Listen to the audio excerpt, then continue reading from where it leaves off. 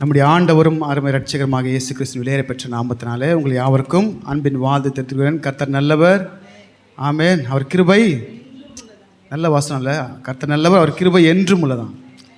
என்றைக்குமே நம்மளோட கூட கர்த்தருடைய கிருபை இருக்கும், ஆமென். கர்த்தர் நல்லவர். சரி, இந்த நாள் நம்ம தியானிக்க இருக்கிற தேவனுடைய வார்த்தை இடை விடாமல்.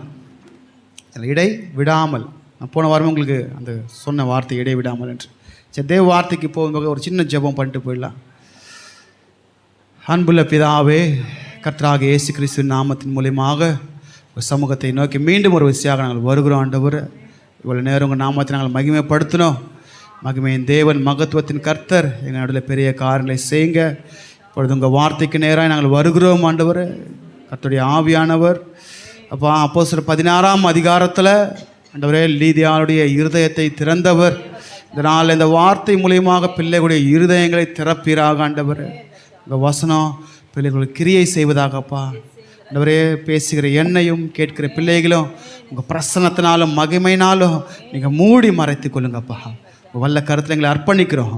டிஸ்டர்பன்ஸ் எல்லாம் எடுத்து போடுங்கப்பா. இயேசுவின் நாமத்தினால பிதாவே, ஆமென். அல்லேலூயா.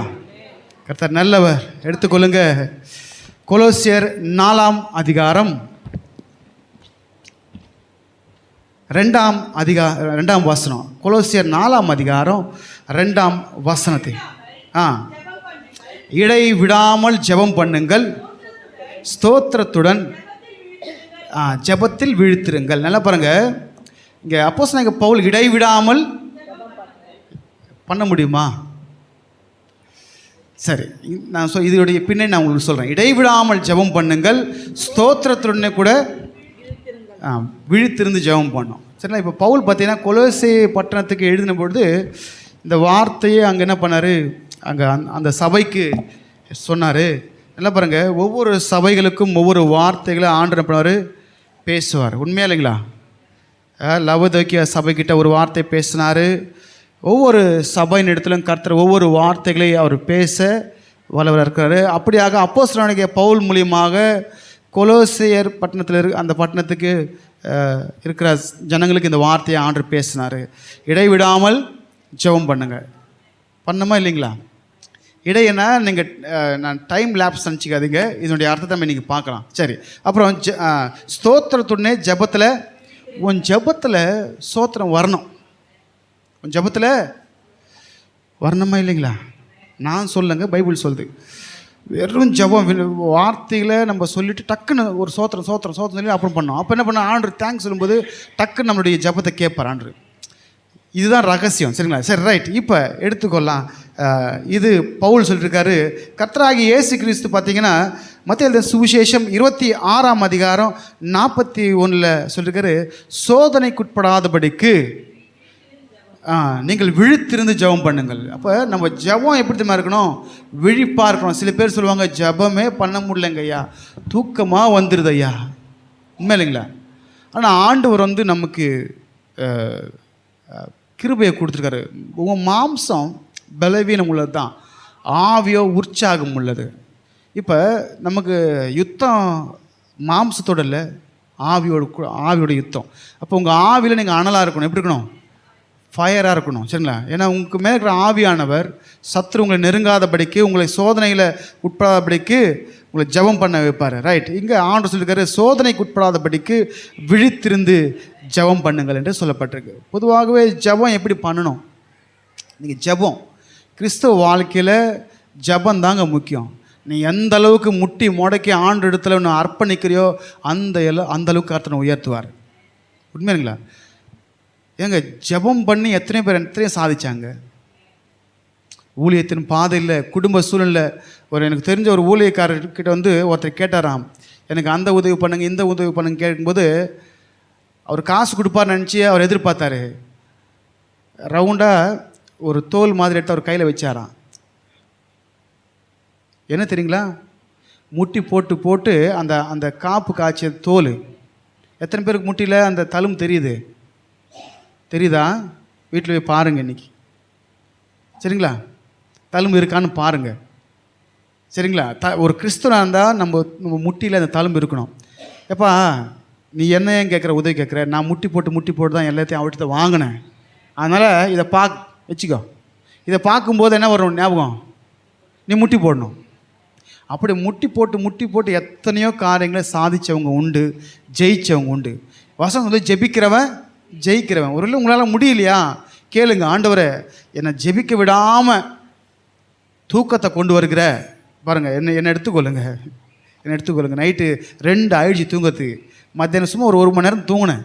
நைட்டு 2 ஆயிடுச்சு தூக்கம். இப்போ தூங்கின என்னை பார்த்தா எப்படி தெரியுது உங்களுக்கு? நைட்டு 2 மணிக்கு முழிச்ச மாதிரி தெரியுது, காலையில் எழுந்துச்சிட்டேன். அதுதான் நம்ம மாம்சம் பலவீனந்தாலும் ஆவி உற்சாகம் இல்லை. சரிங்களா? நம்ம ஆவியை கர்த்தர் உற்சாகப்படுத்துவார். சரி, இப்போ ஜெபம் எப்படி பண்ணால் என் ஜெபம் கேட்கப்படும். நல்லா பாருங்கள், ஜெபம் எல்லாரும் ஜெபம் கேட்கப்படும். நம்ம ஜெபிக்கிறோம், ஏசப்பா எனக்கு ஏதாவதுலையும் செய்யணுன்ட்டு தான் ஜெபிக்கிறோம். நம்ம ஜெபத்துக்கு பதிலே வரலன்னா, என்னடா இத்தனை வருஷமாக ஜெபிக்கிறோம் பதில் வரல அப்படின்னா, நம்ம ஜெபிக்கிற விதம் ஒன்று இருக்குது. சரிங்களா? இப்போ நல்லா பாருங்கள், ஏசப்பா ஒரு ஜெபத்தை கற்றுக் கொடுத்தாரா எப்படி ஜெபிக்கணுன்னு? சரி, யோவான் ஒரு ஜெபத்தை கற்றுக் கொடுத்தாரு. சீஷன் கேட்குறாங்க, யோவான் ஜெபத்தை கற்றுக் கொடுத்தாரு, நீங்கள் ஒரு ஜெபத்தை கற்றுக் கொடுங்க. அவர் ஜெபத்தை எப்படி கற்றுக் கொடுத்தாரு? இப்படி தான் நீ பண்ணோம் அப்படின்னு சொல்லி கற்றுக்க. அப்போ ஜெபம் பண்ணுவதற்கு ஒரு ஒழுங்கு இருக்குது. சரிங்களா? என்ன இருக்குது? எல்லாத்துக்குமே ஒரு ஒழுங்கு இருக்குது. சரிங்களா? அப்போ இந்த ஜெபம் எப்படி பண்ணணுன்றது வேதத்தின் பிரகாரமாக உன் ஜெபம் இருந்தால், ஒருவேளை தாமதித்தாலும் கர்த்தர் கண்டிப்பாகவே பதில் கொடுப்பார். லேட் ஆகலாம், டைம் லேப்ஸ் முன்ன பின்ன ஆகலாம், ஆனால் ஜெபத்துக்கு பதில் கண்டிப்பாக வரும். நீங்கள் 100% நீங்கள் என்ன பண்ணுறீங்க, உங்கள் இன்றைக்கி இந்த பைபிளில் எழுதி வச்சுக்கோங்க, தேவன் 100% செய்வார்னு. ஏன்னா உங்கள் ஜெபம் வேதத்தின்படியாய் இருக்குதுல்ல, அதனால் அவர் விடவே மாட்டார். சரி, இப்போ உதாரணத்தை சொல்ல பாருங்க, அந்த வேதத்தின்படியாய் நம்ம நடந்தோன்னா கர்த்தர் பெரிய காரியத்தை செய்வார். தேவனுடைய உடன்படிக்கை பெட்டியை தாவீது எடுத்துகிட்டு வராரு. சரிங்களா? எடுத்துகிட்டு வராரு. எத்தனை பேர் எடுப்பார்? 30,000 பேரை கூப்பிட்டு போகிறாரு. 2 சாமுவேல் 6 நீங்கள் எடுத்துக்கோங்க, வீட்டில் வாசிக்கோங்க. சரிங்களா? நான் அப்படி சொல்லிட்டு போய்ட்டேன். 2 சாமுவேல் 6 இருக்குது. முதல்ல எடுத்துகிட்டு வரும்போது மாட்டு வண்டியில் வச்சு எடுத்துகிட்டு வந்தாங்க. மாட்டு வண்டியில் வச்சு எடுத்து வந்தோடனே ஊசா வந்து மாடு எடர்ன உடனே ஊசா பெட்டியை தொட்டார், அங்கேயே ஆண்டவர் அடித்தாருன்னு இருக்கு. அதுக்கப்புறம் தாவீது நம்ம பயந்து ஓபேத்ஏதோம் வீட்டில் வச்சுட்டு போயிட்டார். 3 மாதம் ஆச்சு. இந்த 3 மாதம் டைம் எதுக்குன்னு நினைக்கிறீங்க நீங்கள்? எப்படி நான் தேவனுடைய பெட்டியை நான் ஏற்படுத்தி வச்சிருக்கிற ஸ்தானத்தில் கொண்டு வந்து வைப்பது. அப்போ அவர் வேத வாக்கியனை ஆராய்ந்த பொழுது லேவியர்கள் அந்த பெட்டியை சுமக்கணும். ஹலோ, லேவியர்கள் பெட்டியை சுமக்கணும். இது எங்கன்னா பைபிளில் பழைய ஏற்பாட்டில் தோரால எழுதப்பட்டிருக்கு, நியாயப்பிரமாணத்தில். சரிங்களா? இப்படி தான் சுமந்துட்டு வரணும். அதுக்கப்புறம் தான் நீங்கள் பார்த்தீங்கன்னா போயிட்டு சுமந்தாங்க.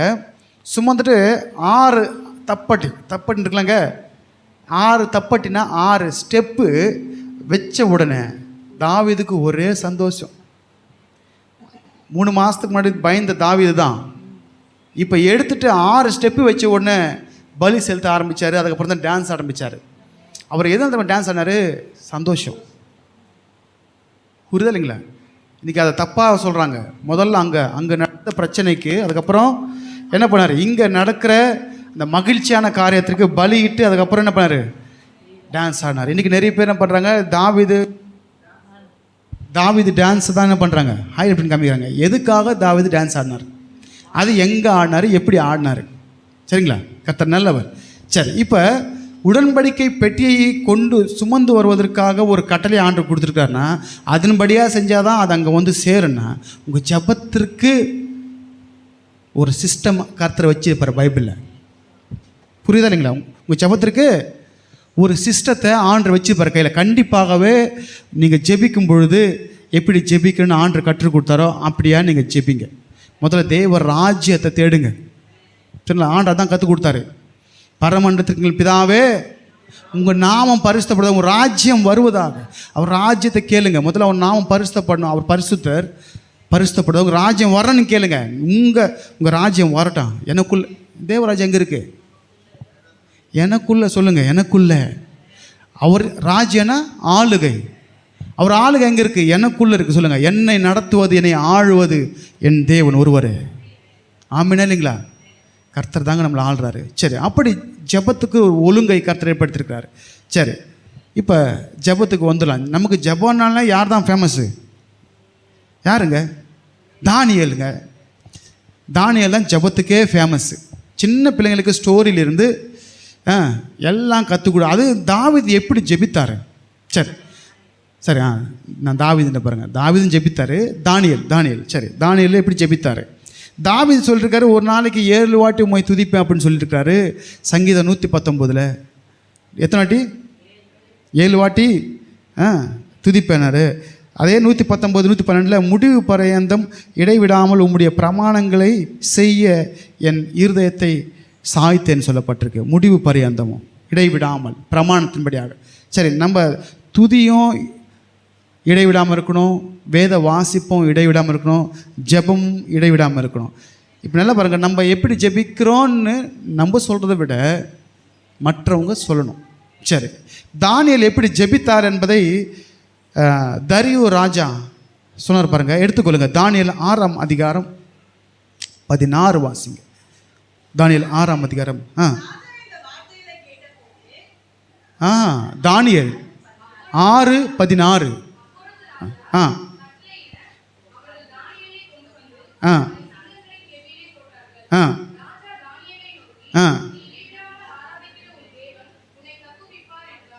இது ஏன் அந்த தரியு ராஜா சொன்னார், நீ இடைவிடாமல் ஆராதிக்கிற உன் தேவன் அப்படின்னாரு? ஹலோ, யார் சொன்னது? தானியேல் சொன்னது யார்? இவருக்கு எப்படி தெரியும் அவர் இடைவிடாமல் ஆராதிக்கிற தேவன்னு? அவர் ஆராதிச்சார். நான் உங்களுக்கு காண்பிக்கிறேன். அவர் ஒரு ஆராதனை வீரன். தாவீது நீங்கள் நினைக்கிற மாதிரி எப்படி ஆராதிச்சாரோ அப்படி இவரும் தேவனை ஆராதித்தவர். ஆமென். நீ இடைவிடாமல் ஆராதிக்கிற உன் தேவன் சொல்ற. உன் தேவன் யார் தேவன்? உன் தேவன் உன்னை ரட்சிக்க தூக்கி போட்டாங்க உள்ள. ஹலோ, தூக்கி போட்டாங்க.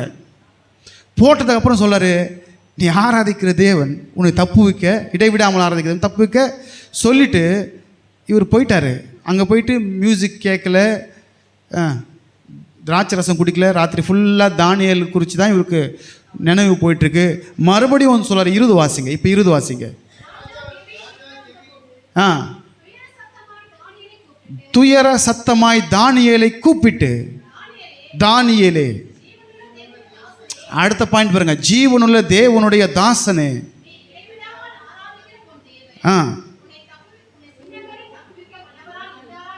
இருந்தாரா? ஏன்னா இப்போ உள்ளே இருக்கிறவர் உயிரோட இருக்கிறாரா இல்லையான்னு தெரியாது. நைட்டு போட்டப்போ சொன்னார், உன்னை தப்பு வைப்பார் அப்படின்னு சொல்லிட்டாரு. இப்போ வந்து டவுட்டாக பார்க்குறாரு, சிங்கம் என்ன பண்ணியிருக்குமோ? தப்பு வைத்தாரா? தானியேலே உள்ளே இருக்கியா இல்லையா? டவுட் அவருக்கு. புரியுதா இல்லைங்களா? நான் என்ன சொல்கிறேன், போடும்போது கெபிக்குள்ள டப்புன்னு போடும்போது தானியேலை தாங்கினது யார்? நான் பாட்டு பாடினேன், சிங்க கேபியில் நான் விழுந்தேன், அவர் என்னோடு கர்த்தர் இருப்பார். கையை பிடிச்ச நாள் முதல் கொண்டு நீ நினைப்ப உன் பிரச்சனையில், உன் ஆபத்தில், உன் இக்கட்டில் தேவன் இல்லை நீ நினைப்ப. இல்லை, கர்த்தர் உன் கூட இருக்கிறார். தானியேலோடு கூட இருந்தவர் உன் கூட இருக்கிறார். உன் பிரயாணங்களில், உன் ட்ராவலில், உன் வேலை மேலே என்ன ஆபத்து வந்தாலும் அது உன்னை அணுகாதபடிக்கு அதை பைண்ட் பண்ணியிருப்பார். புரியுதா இல்லைங்களா? மற்றவங்களுக்கு நேரிடுகிற பிரச்சனை நமக்கு நேரிடாதபடிக்கு காக்கிறது யார் நினச்சிட்டு இருக்கிறீங்க? சிங்கம் வாயை கட்டினது யார்? கட்டார் இல்லைங்களா? பிசாசு கையை கட்டுவாரா கட்ட மாட்டாரா? கட்டுவார். கர்ஜிக்கிற பிசாசனை எவனை விழுங்கலாம் என்று கர்ஜிக்கிற சிங்கத்தை போல விழுங்கலாம் என்று. ஆனால் பிசாசு அவன் வாயை கட்டுவார். நல்லா பாருங்க, விழுங்கலான்னா சிங்கம் விழுங்காது, கடிச்சு தின்னும். பாம்பு தான் முழுங்கிடும். புரியுதுங்களா? நீங்கள் அதை எந்த பாம்பாக இருக்கட்டும், நீங்கள் பாருங்கள், பாம்புலாம் கடிச்செல்லாம் தின்னாது. அப்படியே பிடிச்சி லவுக்குன்னு அப்படியே இப்படி பண்ணி முழுங்கிடும். சரி, ரைட். சரி, இப்போ இவர் 2 வாட்டி சாட்சி சொன்னார். நீ இடைவிடாமல் ஆராதிக்கிற உன் தேவன் உன்னை தப்பு வைப்பார் அப்படின்னு சொன்னார். அடுத்த பாயிண்ட்டு, தப்பு வித்தாரா அப்படின்னு கேட்டார். உண்மை இல்லைங்களா? சரி, அப்போ தானியல் இடைவிடாமல் ஜெபிச்சார்னா நீங்கள் என்ன நினைக்கிறீங்க? இதுலேருந்து உங்களுக்கு என்ன தெரியுது? இடைவிடாமல்னா நம்ம எவ்வளோ நேரம் ஜெபிப்பீங்க நீங்கள்? இப்போ அங்கங்கே பார்த்தீங்கன்னா ஹால் நைட் ப்ரேயர் வைப்பாங்க, 24 மணி நேரம் ஜெபம் வைப்பாங்க, 72 மணி நேரம் ஜெபம் வைப்பாங்க. வைக்கும்போது என்ன பண்ணுவாங்க? என்னங்க பண்ணுவாங்க? ஒருத்தர் ஜெபம் போனால் 4 பேர் தூங்குவாங்க. இப்போ ஷிஃப்ட் மாதிரி இருக்கும். காலையில் 10லேருந்து 12 இந்த சகோதரிகள் வருவாங்க. அவங்க அந்த 12க்கு முடிக்கிறதுக்கு முன்னாடி 11:50க்கு இந்த சகோதரிகள் வருவாங்க, பேர் எழுதிட்டு அவங்க வந்துடணும் அப்படின்னு சொல்லி அந்த 2 மணி நேரம் கேப்போ இல்லை 3 மணி நேரம் கேப்போ அப்படி வைப்பாங்க. உண்மையா இல்லைங்களா? அப்படி தானே போயிடும். அப்போ கேப் வருதா இல்லையா? கேப் வருதா இல்லையா? ஆண்டு கேப்பை பற்றி பேசலை, ஒன் டைமை பற்றி பேசினார். எதை பற்றி பேசினார்? ஒன் டைமை பற்றி ஆண்டு பேசினார். இப்போ எடுத்துக்கொள்ளுங்க, இந்த சம்பவம் ஏன் நடந்து உங்களுக்கு தெரியும். தானியேல் 6ஆம் அதிகாரம் 3ஆம் வசனம் எடுத்துக்கொள்ளுங்க. தானியேல் 6ஆம் அதிகாரம்.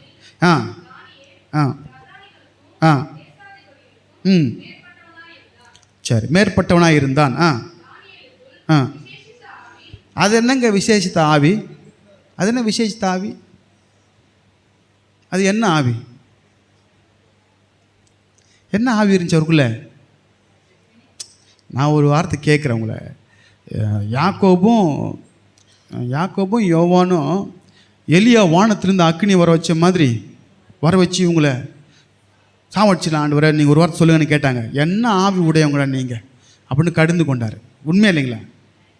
அப்போ இங்கே ஸ்பெஷல் ஆவின்னு போட்டிருக்கு. என்னது? பரிசுத்த ஆவி. தேவனுடைய பரிசுத்தம் தான் ஸ்பெஷல். சரிங்களா? சரி, இப்போ விசேஷித்த ஆவியை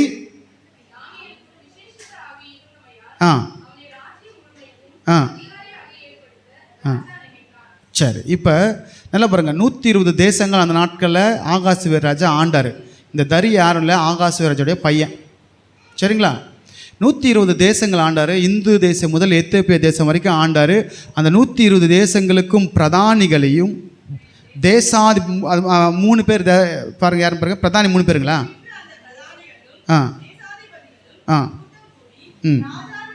இல்லை, இப்போ பிரதானிகள் தேசத்தில் இருக்கு பார்த்தீங்களா, இத்தனை பேர் நியமித்து ராஜ்யங்களை நடத்துவதற்காக இவர் ஏற்படுத்தான். அதில் ஒரு ஸ்பெஷல் ஆள் யார்? தானியேல். சரிங்களா? அந்த நாள்லாம் பார்த்தீங்கன்னா ஒன் கவர்மெண்ட். சரிங்களா? One government. சரிங்களா? புரியுதா இல்லைங்களா? அதுக்கப்புறம் தான் இன்றைக்கி தான் தனித்தனியாக ஆகிடுச்சு. அதனால் பார்த்தீங்கன்னா நீங்கள் பாபிலோன் ஆண்டப்போ, எகிப்து ஆண்டப்போ எகிப்து வல்லரசு ஒரு ராஜ்யம் இருந்துச்சு. அதுக்கப்புறம் இவங்க பாபிலோனு, அதுக்கப்புறம் இவங்க யார்? மேதியா பெர்ஷியர்கள் இவங்க, அப்புறம் கிரேக்க சாம்ராஜ்யம், அப்புறம் ரோம சாம்ராஜ்யம் வந்துச்சு. சரிங்களா? இப்படி எல்லா தேசங்களையும் இவங்க தான் ஆண்டு கொண்டிருப்பாங்க. அப்போ இந்த 120 தேசங்கள் மேலே பிரதானிகளையும் வச்சு அந்த அவங்களுக்குள்ளே தானியேல் ஒரு ஆள். சரிங்களா? நீங்கள் ஒரு டவுட் பாருங்கள். தானியேல் எந்த ஊரில் இருக்கார்? இப்போ எக்ஸாம்பிள் பாபிலோனில் இருக்கார் வைங்களேன்.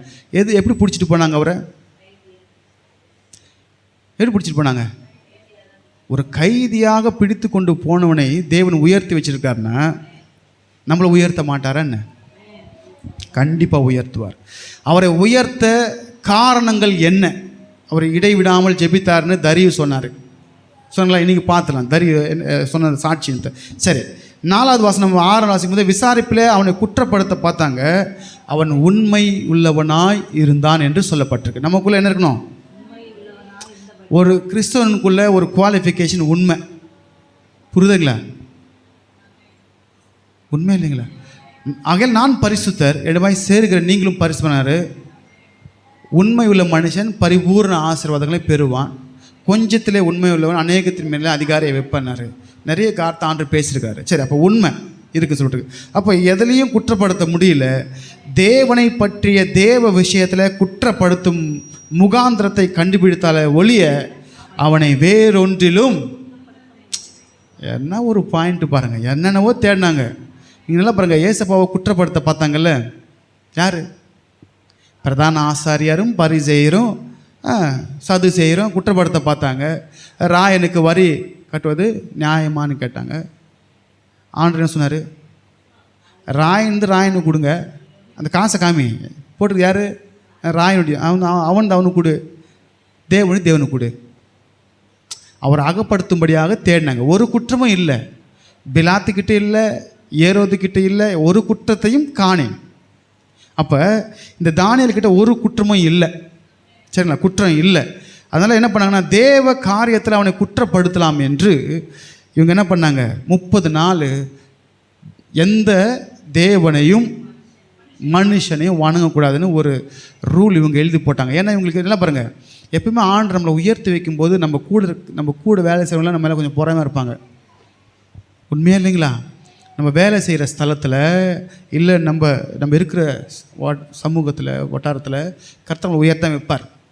ஏன்னா ஆண்டு ஒரே வார்த்தை சொன்னார், அவர் பொய் சொல்ல மனுஷன் அல்ல, மனம் மாற மனுபுத்திரன் சொன்ன செய்வார். சகல ஜனங்களை பார்க்கலும் நான் கீர்த்தியும் புகழ்ச்சியுமாக வைப்பானார். கண்டிப்பாக உயர்த்தான் வைப்பார்.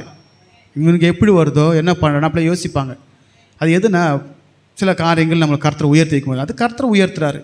இப்போ தானியேலையும் கர்த்தரை உயர்த்தி வச்சுருக்காரு. என்னடா நம்மளாம் இருக்கிறோம், நம்ம இந்த ஊர் ஆள் பாபிலோனியன், நான் இந்த ஊர் ஆள் பிரஜை, எனக்கு கொடுக்காத மேல் அதிகாரத்தை கைதியாக வந்து அவனுக்கு கொடுத்துட்டான்னு ஒரு பொறாமை இருக்குமா இல்லைங்களா?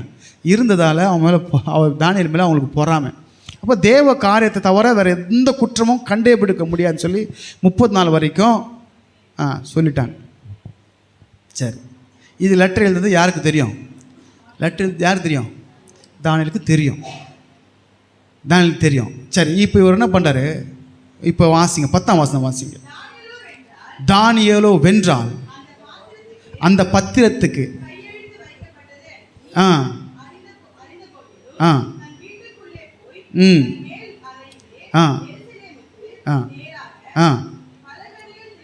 எதுக்கு நேராக? அவர் விண்டோ திறந்தா எருசலேம் தெரியாது. நல்லா பார்த்துக்கோங்க, எருசலேம் தெரியாது. எருசலேம் திசைக்கு நேராக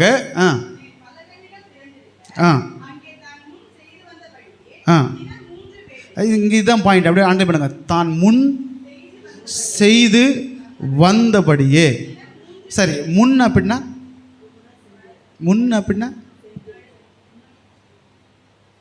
கிபி கிமு, கிறிஸ்துக்கு முன், கிறிஸ்துக்கு முன் செய்து வந்தபடியானா அவர் எப்பயுமே ஜெபிக்கிற ஒரு மனுஷன். புரிதலைங்களா? எப்பயுமே எங்க யூதேயா தேசத்தில் இருந்தப்பவும் ஜெபிச்சாரு. நல்லா பாருங்க, சாத்தான் உங்களை ஜெபிக்கக்கூடாதபடிக்கு பைண்ட் பண்ண பார்ப்பான். புரியுதா இல்லைங்களா?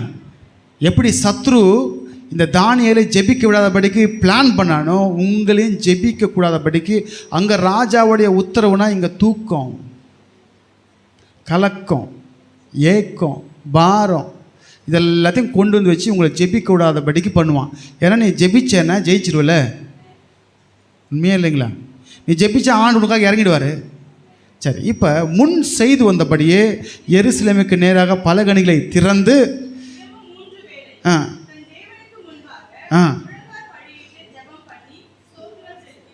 என்ன பண்ணாரா? ஜெபம் பண்ணி. அப்போ அவரை ஆராதிக்கிறவரா இல்லைங்களா? ஹலோ, ஆராதிக்கிறவரா இல்லையா? அவர் ஜெபத்துக்கு நடுவில் சோத்திரம் போடுறாரு. புரியுதா இல்லைங்களா? அப்போ நம்ம அவர் ஒரு ஆராதனை வீரர் எங்கே சொல்லப்பட்டிருக்க, நீ ஆராதிக்கிற உன் தேவன். சரி, இப்போ வந்துடலாம் பாயிண்ட்டுக்கு. இவர் இடைவிடாமல் சொன்னார்ல, யூதேயா தேசத்தில் இருந்தபொழுது 3 வேளை ஜெபம்னா 3 வேளை ஜெபந்தான். நீ பாபிலோனில் வந்த பிறகு 3 வேளைனா அந்த கொடுத்த டைமிங்க்கு ஒன் டைம் நீ காலை எழுந்த உடனே அந்த நேரத்தை நீ ஜெபம் பண்ணுறியா? மதியம் ஜெபம் பண்ணுறியா? இல்லை நைட் ஜெபம் பண்ணுறியா? உன் வாழ்க்கையில் என்ன கஷ்டம் வந்தாலும், என்ன கசப்பு வந்தாலும், என்ன பிரச்சனை வந்தாலும், என்ன போராட்டம் வந்தாலும், என்ன பாடு வந்தாலும் அந்த நேரத்தில் நீ முழங்கால் படிக்கிடுறியா? அதுதான் இடைவிடாத ஜெபம். புரிஞ்சுதா இல்லைங்களா? இடைவிடாமனா 24 hours ஜெபம் நினச்சிக்க போகிறீங்க. நமக்கு பிரச்சனை வந்தால் முதல்ல கட்டு எது? முட்டி போவாது. சரி, நீ படுத்துன்னு ஜெபி. என்ன பண்ணலாம்? தாவீது என்ன பண்ணார்? படுத்துனே ஜெபித்தார், அழுதுனே ஜெபிச்சார். ராம் முழுதும் என் படுக்கையை. ஆனால் பிசாசு உன்னை ஜெயிக்க விடாத. உன் ஜெபத்தில் நீ என்ன பண்ணுற? கேப் வரக்கூடாது. இப்போ அந்த நாட்டில் ஆண்டர் நியமித்தார். யாத்ராகமம் புஸ்தகத்தில், யாத்ராகமம் புஸ்தகம் எடுத்துக்கொள்ளுங்களேன். யாத்ராகமம் 29:38. ஆ ஆ ஆ ஆ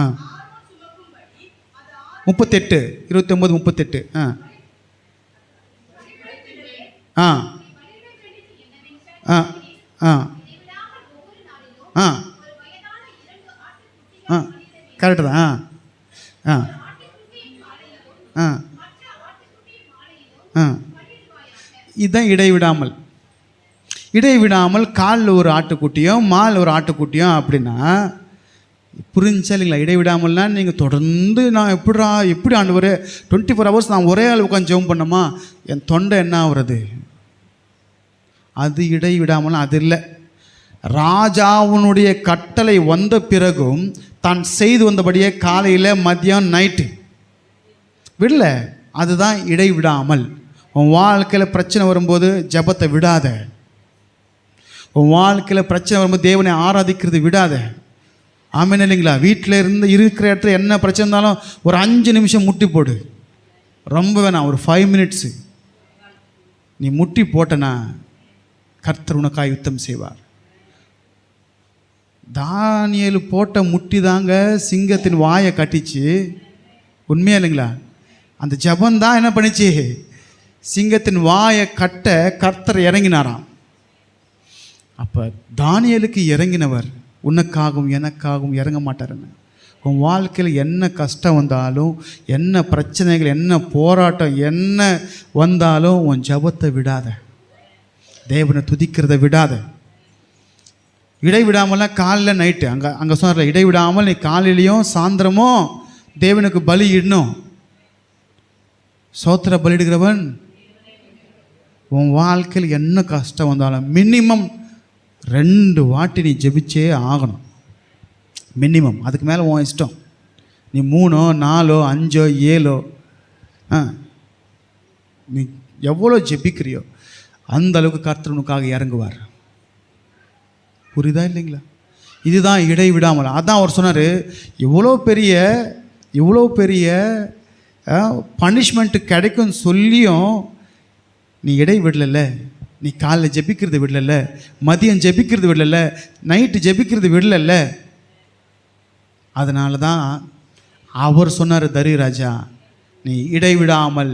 நல்லா பாருங்கள், இவர் ஜெபம் மட்டும் நமக்கு அறை வீட்டுக்குள்ளே போயிட்டு என்ன பண்ணோம்?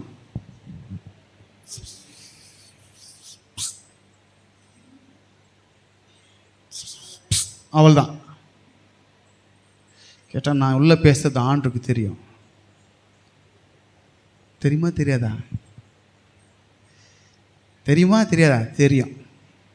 ஆனால் வீட்டில் போய் இங்கே வந்தால் இல்லை, சத்தம் கேட்கணும். கேட்கணுமா இல்லையா? உன் வீட்டில் போயிட்டு கதவு மூடிட்டு மற்றவங்க டிஸ்டர்பன்ஸ்லாம் பண்ணு. சில பேர்லாம் வீட்டில் போய் லபா லிபா லபா. சர்ச்சுக்கு வந்தா நான் சொல்கிறது புரியுதுங்களா? ஆண்டு வந்து உன் வீட்டில் போய் கதவு பூட்டி அந்தரங்கத்தில் ஜெபினார். நீ அங்கே போய் நீ அந்தரங்கம் ஜெபிக்கும்போது இங்கே வந்தால் அப்படி இல்லை. இங்கே நம்ம விடுதலையோடு கூட ஆராதிக்கிறோம். இந்த ஜபத்தை தூபமாய் கர்த்தருடைய சமூகத்துக்கு போகும்போது தடை செய்கிற வான மண்டலத்தின் ஆவிகள் பிச்சுட்டு போகும். புரியுதலைங்களா? தடை செய்கிற ஆவி பிச்சுட்டு போகும். நீ தேவ நாமத்தை உயர்த்த உயர்த்த புலம்பல்ல அவர் மேகத்தினால மூடினாலும் அந்த மேகத்தை அப்படி திறந்துடும். புரியுதலைங்களா? நம் பரிசுத்தனுடைய ஜபம் பரலோகத்தை அசைக்குமா? நான் பொய்யா சொல்கிறேன்? அசைக்குமா இல்லைங்களா? இப்போ பரலோகத்தை அசைக்குன்னா ஆண்டவரை அசைச்சிடும். ஆண்டரை அசைச்சார்னா வந்துடுவார் இறங்கி. இப்போ தானியேலுடைய ஜபம் என்ன ஆயிடுச்சுன்னா, சிங்காசனத்தில் உட்கார்ந்துருந்த தேவனை ஒரு அசைவு கொடுத்துச்சு. தூக்கி போட்ட உடனே ஆண்டவரே அப்படின்னு இருப்பார். போடும்போதே போட்ட உடனே ஆண்டவரே அப்படின்னா டக்குன்னு இறங்கியிருப்பார். கேருபீன்கள் மேலே ஏறி வேகமாய் வருவாராம். டக்குன்னு வந்து தானியேலை லபுக்குன்னு அப்படியே பிடிச்சி, உன் பாதம் கல்லில் இடராதபடிக்கு தங்கள் கரங்களில் ஏந்தி கொள்வார்னு சங்கீதம் 91 போல் அவர் கீழே விழாதபடிக்கு அப்படி கப்புன்னு பிடிச்சி அவர் தூக்கி அங்கே உட்காரிச்சு சிங்கத்தை பச்சிருப்பார். சிங்கமே, நம்ம ஆள் என்ன பண்ணக்கூடாது? Shut up your mouth. நீ ஒன்றும் பேசக்கூடாது, கத்தக்கூடாது. என் புள்ள பயப்படும் நீ கத்துனா. அதனால் நீ வாயை திறந்த உனக்கு ஃபுட்டு நாளைக்கு இருக்குது, வெயிட் பண்ணிக்கோ. ஃபுட் எங்கே இருக்கு? உனக்கு வெயிட்டாக வச்சுருக்கேன். ஒரு சிங்கமே உனக்கு ஒரு லெக் பீஸ் இல்லை, நாளைக்கு நிறைய விழும், வெயிட் பண்ண. புரியலைங்களா? உள்ள அந்த கெபியில் போட்ட உடனே ஆண்டவர் சரண இறங்கியிருப்பார். யாருக்காக இறங்கியிருப்பார் இல்லைங்களா? அப்போ நீங்கள் தேவனுக்கு கொடுக்குற நேரங்கள் இடைவிடாமல் தேவனுக்கு கொடுக்கும்போது, தானியேலுக்கும் ஒரு தலை, 2 கை 2 கால், ஒரு உடம்பு, நம்மை போல் பாடுள்ள மனுஷன்தான், நம்ம போல் தூக்கி போடப்பட்ட மனுஷன்தான். கர்த்தர் இறங்கினாரா இல்லைங்களா? அப்போ நமக்கும் இறங்குவார். இறங்க வைக்கிறது யாருக்கிட்ட இருக்கு? ஏன் ஜெபத்தில் ஆண்டு இறங்கணும். நான் ஜெபிச்ச ஆண்டு இறங்குவார். அப்படி நீங்கள் டைம் கேப்பு, நீங்கள் அந்த டைம் கேப்பை பற்றி பேசலை, நீ கொடுக்குற டைமு. காலையில் எழுந்த உடனே ஜெபம், வேத வாசிப்பு, இதெல்லாம் அடுத்த காமிக்கிறேன். சரி, இந்த தானியேலுடைய வாழ்க்கையில் சில முக்கியமான காரியங்கள் வெளிப்பட்டது. அது என்னென்னு பார்க்கலாம். முதல்ல பார்த்திங்கன்னா, இந்த தானியேல் தன்னை தீட்டுப்படுத்தாதபடிக்கு தன்னுடைய ஜீவனத்தில், தன்னுடைய வாழ்க்கையில் அவர் ஒழுங்காக வாழ்ந்தார். நீங்கள் எடுத்து வாசிங்க. ஆகாரத்தினாலையும் தன்னை தீட்டுப்படுத்த லாகாது அப்படின்னு தானியேல் 1:8 சொல்லப்பட்டிருக்கு.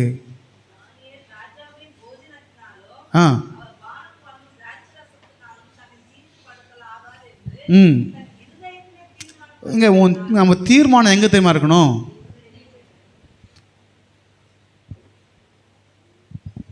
வசனம் வாயில் அரிக்க மட்டும்தான். வசனம் சொல்லுது, நான் ரட்சிக்கப்பட என்ன செய்யணும்னு கேட்குறாரு. யார் கேட்குறது? யார் கேட்குறது?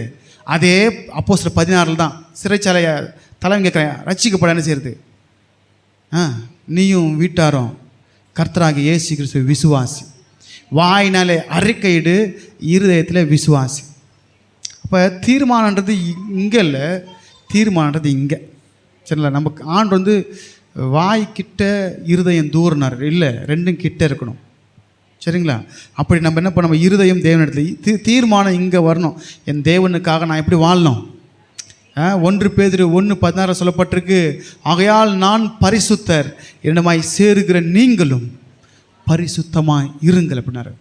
அவர் ஹோலி, நம்மளும் ஹோலியாக இருக்கணும். நம்ம வாழ்க்கையில் பரிசுத்தம் காணப்படணும். நீ பரிசுத்தம் இல்லைன்னா கர்த்தரை பார்க்க முடியாது என்று எபிரேய நிருபத்தில் ஆணித்தனமாய் சொல்லப்பட்டிருக்கும். வாழ்க்கையில் ஒரு பரிசுத்தம். 2வது, உன் வாழ்க்கையில் ஜெபம் மிக முக்கியமானது. ஜெபிக்கிற ஒரு நபராக இருக்கணும். அது தானியேலுக்கு தான் நினச்சிட்டு போகிறீங்க, அவருக்கு தானே.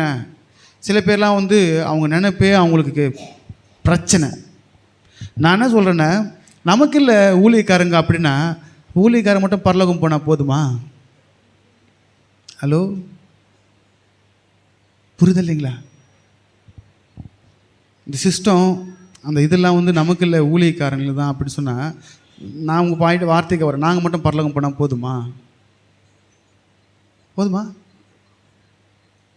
கேட்குறவங்களுக்கு டப்புன்னு பதில் சொல்லணும். எப்பா, அவங்களுடைய நடக்கை முன்மாதிரியை பார்த்து நாங்கள் நடந்து அவங்கள ஃபாலோ பண்ணுறவா இருக்கணும். நான் கிறிஸ்துவை பின்பற்றினது போல் நீங்கள் பின்பற்றுன்னு பவுல் சொல்லியிருக்காரு இல்லைங்களா?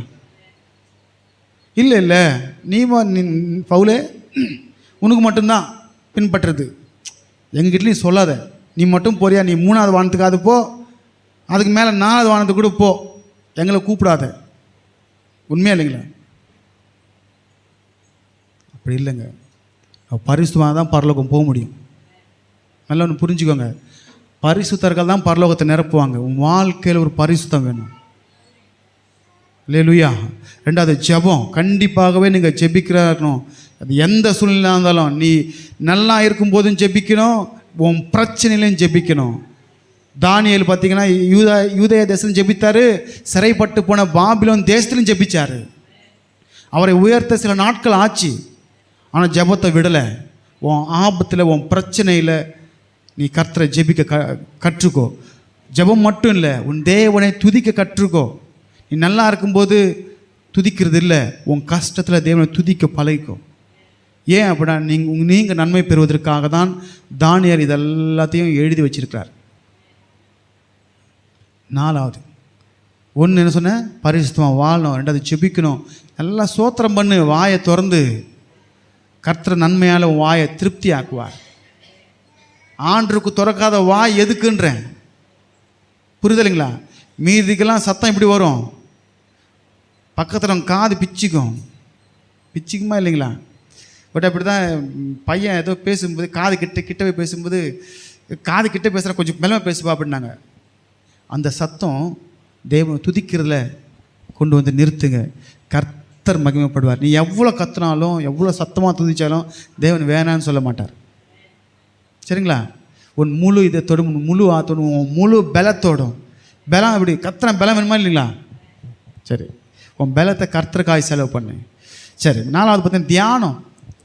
வேதத்தை நல்லா பாருங்க. இங்கே படிக்கிறவங்க இருக்கிறீங்க, படிக்காமவங்களும் இருக்கிறீங்க. படிக்காதவங்களுக்கு சொன்னால் புரியுதுல, புரியுதா இல்லைங்களா? படிக்கிறவங்க நல்லா படிங்க. சரிங்களா? படிக்கிறவங்க நல்லா பைபிள் படிங்க. ஏன்னா தானியேல் பைபிள் படித்தார். வாசிங்க, தானியேல் 9ஆம் அதிகாரம் 2ஆம் வசனம் வாசிங்க. தானியேல் 9:2. ஆ ஆ ஆ நிறைவேறி தீர. ஆ ஆ ஆ ஆ எரேமியா எங்கெங்க சொன்னார்? எரேமியா எங்கே சொன்னார்? தீர்க்க தரிசன ஆகமத்தில் சொன்னார். அதை இவர் எடுத்து வாசிக்கிறாரு. வாசித்து ஆஹா 70 வருஷம் ஆகும் போல் இருக்கு புஸ்தகங்களில் பார்த்தார். அப்போ அவர் எதை வாசிக்கிறவர்? நல்லா வேதத்தை வாசிங்க. அப்போ தான் உங்களுடைய விடுதலை நாள் தெரியும், உங்கள் சிறையிருப்பு மாறுவது தெரியும். என்ன செஞ்சால் என் சிறையிருப்பு மாறும், என்ன செஞ்சால் நான் விடுதலையாக இருக்க முடியும் என்பதை நீங்கள் அறிந்து கொள்ளலாம். 5வது பார்த்தீங்கன்னா இடைவிடாமல். நீ தேவனுக்கு கொடுத்த நேரத்தை, அந்த நேரத்தை திருடாத. அந்த நேரத்தில் தேவனுக்கு கொடு, ராயனுடைய ராயனுக்கு கொடு. ஹலோ, உன் வேலை நேரத்தை வேலைக்கு கொடு, தேவனுக்கு கொடு. அது நீ கொடுக்கறது 10 நிமிஷமோ 20 நிமிஷமோ உண்மையாக கொடு. அப்படின்னு ஓட்டு போகிறீங்க புஸ் புஸ்ன்ட்டு. நல்லா இருதயத்தின் ஆழத்திலிருந்து ஜெபிக்க ஆரம்பிங்க. நல்லா சோத்திரம் போடுங்க. எடுத்துன்னு ஒரு 5 நிமிஷம் சோத்திரம் போட்டு வீட்டில். தானியேல் அப்படி என்ன பண்ணார்? நான் என்ன சொல்கிறேன், தானியேல் தனியாக தான் வீட்டில் இருந்தார். பல்லக்கண்ணில் போய் அவருக்கு பாருங்கள் பங்களா வீடெலாம் கொடுத்துருக்குறாங்க. சிறைப்பட்டு போன தேசத்தில் ஒரு வாழ்க்கை பார்த்தீங்களா? உண்மை இல்லைங்களா? கர்த்தர் எங்கே வேணால் உயர்த்துவார். சரிங்களா? கர்த்தர் நல்லவர். சரி, அதுக்கப்புறம் பார்த்தீங்கன்னா இடைவிடாமல் ஜெபிக்க ஆரம்பிங்க. இன்றைக்கி உங்களுக்கு புரிஞ்சிருக்குன்னு நினைக்கிறேன். இடைவிடாமல் ஜெபிப்பதுனா என்ன? நீ காலையில் நைட்டு ஜெபி. நீங்கள் நல்லா பாருங்களேன், சில வேற்று மதத்தினர் அவங்க நேரத்தை கரெக்டாக பாருங்கள். நீங்கள் பாருங்களேன் அவன் நேரத்தை. அவங்களே அப்படி இருக்கும்போது ஜீவனுள்ள தாசனாகிய தானியேல், உங்கள் பேரை போட்டுக்கோங்க, ஜீவனுடைய தாசனாகிய தாசியாக நீங்கள் என்ன பண்ணும்? அந்த நேரத்தை கர்த்தருக்கு ஃபிக்ஸ் பண்ணிங்களா? அந்த நேரத்தை இல்லை காலையில் நீ எந்த நேரத்துக்கு எழுந்தாலும் நான் ஜெபிக்கிறேன்னு ஒப்பு கொடுக்குறியா? அந்த நேரத்தை எழுந்தவுடனே முதல் நேரத்தை கர்த்தருக்கு கொடுங்க. முதல் கனியை முதற் பலனை கர்த்தருக்கு கொடு. கர்த்தர் வந்து மிச்சம் மீதும் கேட்க மாட்டார். ஃபஸ்ட்டு அவருக்கு வேணும். The first the best. சரி, நான் கர்த்தருக்கு அப்படி கொடுத்து பாரு, கர்த்தனை உயர்த்தி வைப்பார். அதே மாதிரி ராத்திரி வரும் வீட்டுக்கு வந்துட்டு சோத்திர ஆண்டவரை இந்த நாள் ஃபுல்லாக காத்தீங்க. எத்தனையோ போக்கில் வரத்த, எத்தனையோ ஆக்சிடெண்ட்டை பார்த்தேன், எத்தனையோ பிரச்சனையை பார்த்தேன், எத்தனையோ இதை பார்த்தேன், வேலை மேலே எத்தனையோ பார்த்தேன், எதுவும் அணுகாதபடிக்கு என்னை பத்திரமா வீட்டில் கொண்டு வந்து சேர்த்தீங்களே உமக்கு நன்றி. என் குடும்பத்தை காத்தீங்களா நன்றி, என் பிள்ளைங்களை காத்தீங்களா நன்றி, உமக்கு சோத்திரம் ஏசப்பான்னு ஒரு சோத்திரத்தை சொல்லி ஒரு நன்றியை சொல்லிட்டு தூங்கு. இதுதான் ஜெபம். கேளுங்க, நீங்கள் எவ்வளோ கேட்கலாம் அந்த கர்த்தர் செய்வார். சரி, அடுத்து பார்த்தீங்கன்னா குற்றமற்றவன் சொல்லப்பட்டிருக்கு. நம்ம பார்த்துட்டோம் 2ஆம் அதிகாரத்தில் 5ஆம் வசனம். அவன் குற்றமற்றவனாக இருந்தானா? 4:5 உத்தமனாக இருந்தானு சொல்லப்பட்டிருக்க, உண்மையுள்ளவனாக இருந்தான்னு சொல்லப்பட்டிருக்கு. சரி, 7வது பார்த்தீங்கன்னா பிரியமானவன் சொல்லப்பட்டிருக்கு. இதோடு நான் முடிச்சிடுறேன். சரிங்களா? பிரியமானவன். நீ தேவனுக்கு பிரியமாக இருக்க ஆசைப்படுறியா? ஆசைப்படுறீங்களா இல்லைங்களா? யார் அவரை பிரியமானு கூப்பிட்டது? வாசிங்க, தானியேல் 9ஆம் அதிகாரம் 23ஆம் வசனம். தானியேல் 9:23. அது எப்படி பிரியமானவனா? நீ மிகவும், சாதாரண பிரியமானவன்ல, நீ மிகவும். ஏன் தானியேல் பிரியமானவனாக இருக்க காரணம் தெரியுங்களா? சத்தியத்தின்படியாக தன்னுடைய வாழ்க்கை அமைந்தது. ஹலோ. மேலும் சகோதரரே, நீங்கள் உங்களையே வஞ்சிக்காதபடிக்கு திருவசனத்தை கேட்கிறாய் மாத்திரம் அல்ல, அதன்படியாய் செய்கிறவர்களாய் இருங்கன்னு யாக்கோபு 1 சொல்லியிருக்கிறார். யாரை ஏமாத்துறோமா? நம்மளை நம்ம ஏமாற்றிக்கிறோம். வசனத்தை கேட்டு நடக்கலைன்னா நம்மளை நம்ம ஏமாற்றிக்கணும் அர்த்தமா. அதான் அடித்து சூப்பராக சொன்னார் டப்புன்னு. ரைட். அப்படி மிகவும் பிரியமானவன் ஆதலால் உனக்குள்ளே இந்த குவாலிஃபிகேஷன், நீ ஜெபம் முட்டி போட்ட உடனே கர்த்தர் சட்டுன்னு இறங்குவார் உனக்காக. ஹலோ. மேலே சொல்லப்பட்டிருக்க இந்த 6 உன் வாழ்க்கையில் காணப்பட்டா 7வது நீ கர்த்தருக்கு பிரியமானவனாக இருப்ப. நீ வேண்டிக்கொள்ள தொடங்கும் பொழுதே கர்த்தர் உனக்காக இறங்கிடுவார். ஆமாம் இல்லைங்களா? சரி. இப்போ புதிய ஏற்பாட்டில் இயேசு கிறிஸ்து சொன்னார், வாசிங்க யோவான் 8:29. யோவான் 8:29 எடுத்துக்கொள்ளுங்க.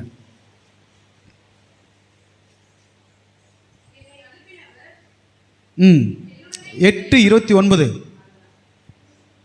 வாசிங்க. என்னை அனுப்பினவர் என்னை அனுப்பினவர் எப்பொழுதும் என் கூடவே இருக்கிறாரு.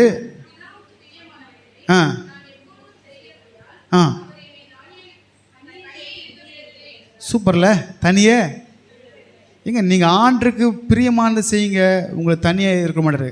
நீ சிங்க கெபிலையும் தனியாக இருக்க மாட்டே, சூளை நெருப்புலையும் தனியாக இருக்க மாட்டே, எங்கே போனவனு தனியாக இருக்க விட மாட்டார்.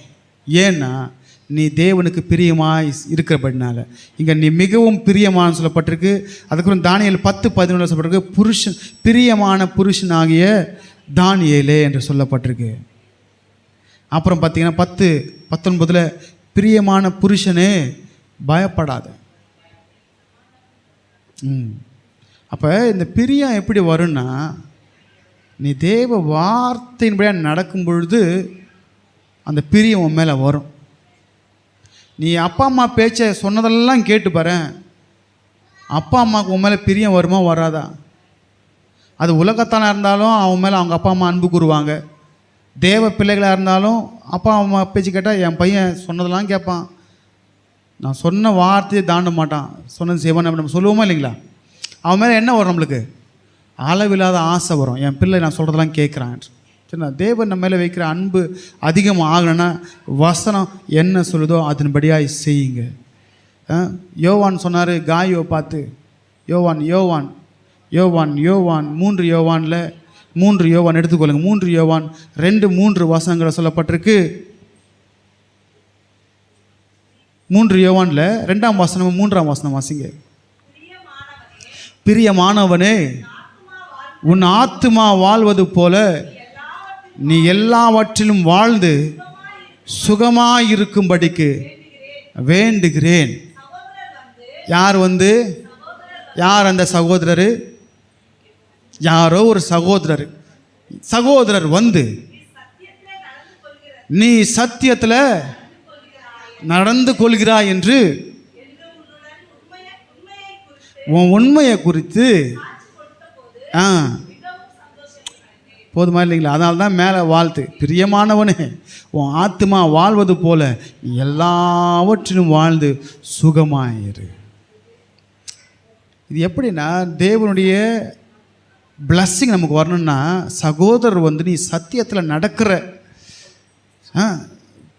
ஜெபிக்கிறவன், தேவனை துதிக்கிறவன், வசனத்தை வாசிக்கிறவன், உண்மையாக இருக்கிறவன். ஆமாம் இல்லைங்களா? இதெல்லாம் வந்து நல்லா பாருங்கள். உங்களுக்கும் எனக்கும் ஒரு தூதரை வச்சுருக்காரு ஆண்டவர், தெரியுமா? தெரியாதா? உங்களுக்கு எனக்கு ஒரு தூதரை வச்சுருக்காரு. அந்த தூதர் தான் நீ விழாதபடிக்கு காத்துட்ருக்காரு. சரிங்களா? நம்மளை குறித்து அங்கே போயிட்டே இருக்கோம் சாட்சி. நம்ம தப்பு பண்ணால் அதையும் எழுதுவார். ஆனால் புதிய பர்சன் தப்பை தயவாக மன்னிக்கிறேனார், அதுக்குன்னு தொடர்ந்து செய்யக்கூடாது. சரிங்களா? சகோதரன் தப்பு செஞ்சால் 7 அல்ல 7:70. 7:70 எவ்வளோங்க? எவ்வளோ 7:70? பேதுரு கேட்குறாரு, என் சகோதரன் தப்பு செஞ்சால் 7 வாட்டி மன்னிக்கணுமா? ஆண்டவர் சொல்வார், அப்பா 7 இல்லைடா பேதுருவே, கேபா. நீங்கள் கேபானா முடி விரிச்சு போட ஞாபகம் வந்துடும் உங்களுக்கு. கேபான்னா கல், சரிங்களா? கிரேக்க பாஷையில் கல் பெட்ராஸ். சரி, கேபா 7 இல்லை, கேபா 70, 7x70 போட்டுக்கோ அப்படின்னாரு. 7x70 போட்டுக்கோ, அத்தனை வாட்டி நீ மன்னி அப்படின்னாரு. அதுக்கு மேலே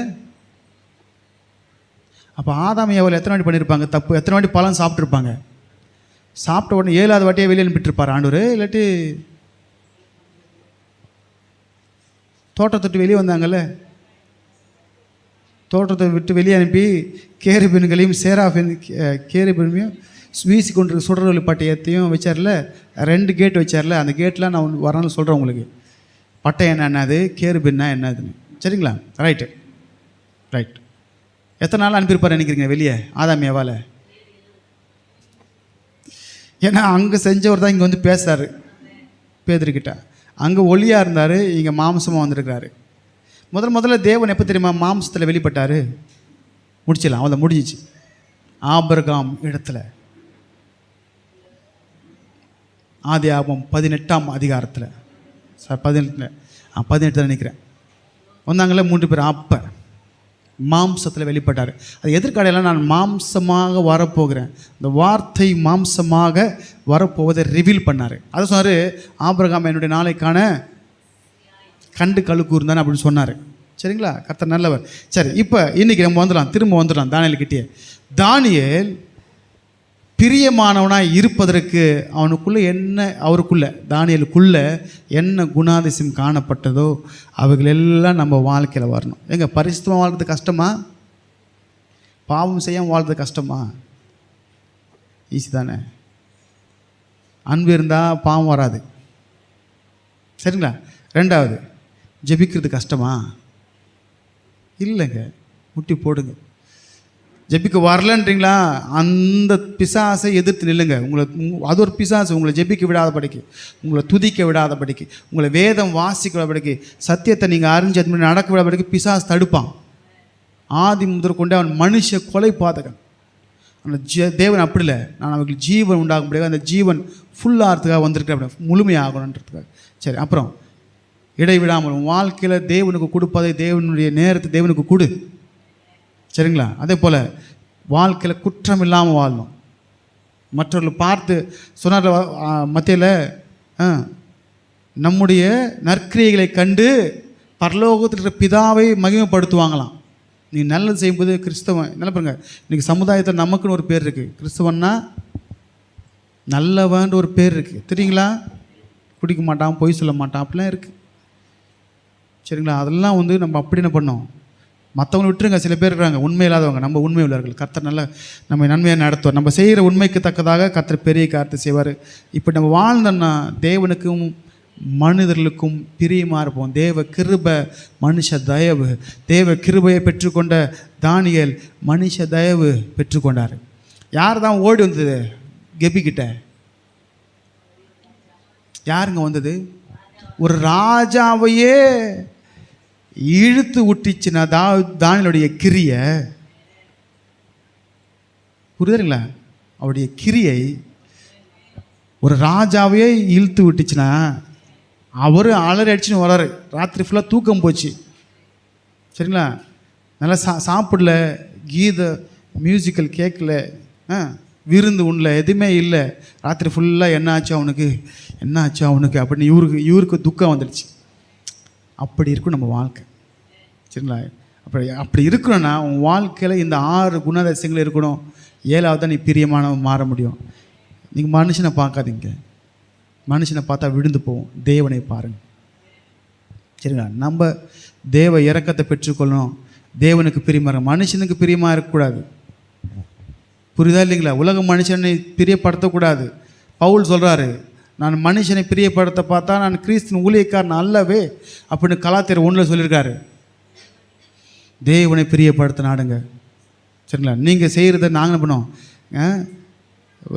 யோவான் சொன்ன மாதிரி நான் உங்களுக்கு சொல்லணும். பிரியமான உங்கள் பேரை சொல்லி காயுன்ற இடத்துல உங்கள் பேரை பட்டுக்கோங்க.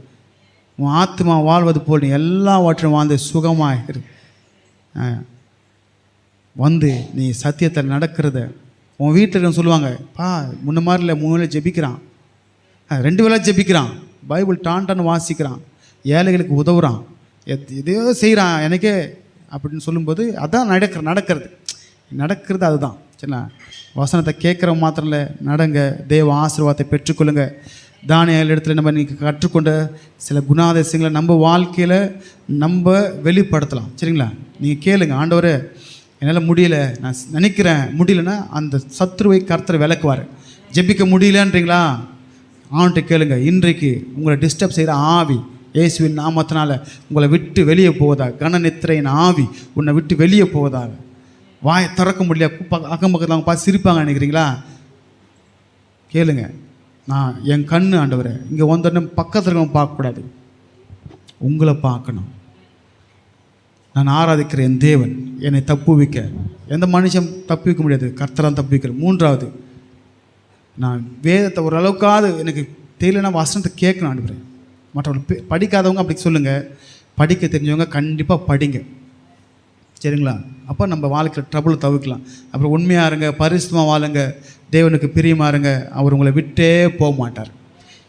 ஏசப்பா சொன்ன மாதிரி, நான் பிதாவுக்கு பிரியமானதை சில தனித்தே விட மாட்டார், உங்கள் கூடவே இருப்பார்.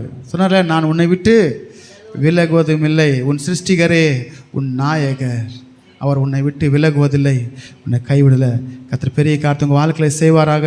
தொடர்ந்து ஜெப சிந்தையிலே நீங்கள் இருங்க. இன்றைக்கி பந்தி நமக்கு இருக்குது. கர்த்தர் உங்களை ஆசீர்வதிப்பாராக. ஆமென். தேவனுடைய வார்த்தைக்காகவும்